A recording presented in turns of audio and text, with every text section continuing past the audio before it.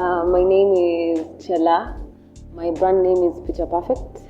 We do production, we do set design for videos and event curation, and to some extent artist management, which we've been doing since 2020.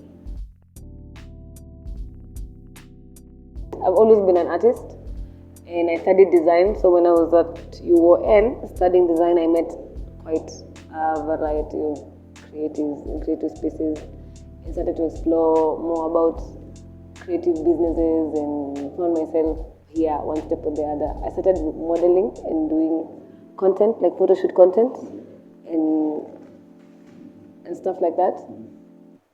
And then grew into set design, grew into event spaces, grew into curation. It's been step by step, sort of like that. But I've always been an artist since I was a kid, since I was 4 years old, since I can remember. Yeah. I think mainly for me it's about expression. So I think I spend a lot of time researching themes, ideas, and kind of trying to bring to life the vision of the team or the vision of the artist or the vision of the producer or my vision. Yeah, it's about like really delving deep into deconstructing a concept and bringing it to life in a space. So in the beginning, our artists were our friends. So we'd start with just like on a small scale, my friend who's a musician needs a music video, then we just come together, whoever has a skill set, and then we'd create a portfolio, which would then generate interest. Then our projects grew from that up to bigger. Now, how we get our projects is still pretty much the same, but on a bigger scale. So now you won't find us maybe at the small places networking. You find us maybe networking backstage of the major events, or even as simple as when I finish setting up, probably I'm gonna be around to stand by my work. You never know. A client can come from anywhere. I've even gotten clients at a matatu. Some person is just like, hey, I've seen what you're looking at on your phone. Do you know someone who can do this for me? I've gotten clients at my printers. I've gotten clients. You can get a client can come from anywhere.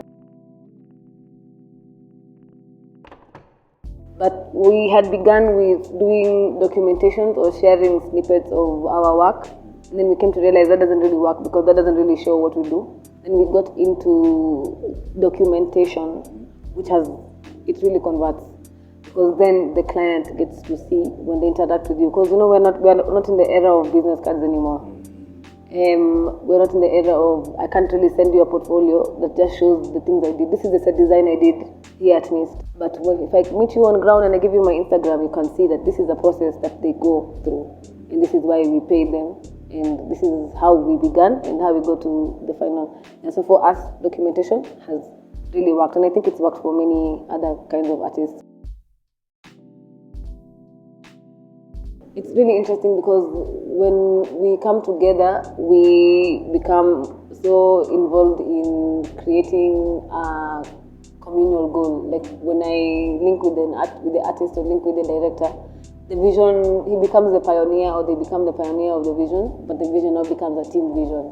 So everybody is a part of building that vision, including not just the set designers, including the guys who are doing the lighting, the guys who are curating the show, the guys who are the styling, whoever is involved. Now it becomes a shared vision. I think that's the most interesting thing about it. So I found that has been a strong point for us in the industry, where we can come together and now the goal becomes a bigger goal. That was the source of the goal can be anyone. It could be the stylist can come and be like, I need a team for this project. I want a director. I want a set designer. And then I bring you on board, and then now you have your professional consultation that you do. So then now you become a carrier of your own vision in a larger vision. Being an artist is a very self-consuming kind of career. So it takes a lot. It takes a toll. It takes a lot out of you because artists don't really operate like corporates, but we still live in a corporate world. So there's always going to be challenges of trying to pass ideas, trying to move corporate into another realm. Your ideas being shut down because they're not proven to have worked in a graph kind of setting. It's just like being able to keep yourself grounded and being able to protect the source of the art, because when you lose that, then you kind of lose everything. find every opportunity to sharpen your skill. Your skill is so, it's not everything, but it's so important because your skill is what is going to help you like become more creative. The more you put yourself out there, the more that can come back. The more that you can sit down with the fundi and be like, and so why isn't this working and this working and this working? Next time when I come to be facing the same challenge, I'll have already problem solved that situation even before I pitch to the client. In fact, when the client brings that to the table, I'll be like, that's going to be problematic. Or I mean, I want this and this and this. I'm like, do you have 30K to spend on that one item in your budget?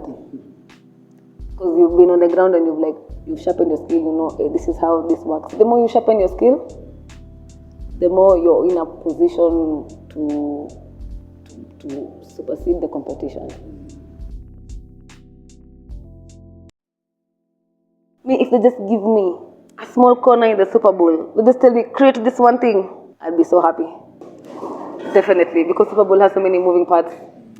Every Super Bowl I just watch and I'm like, you guys are doing the thing. Like lighting that's moving, like the fact that I said nothing move.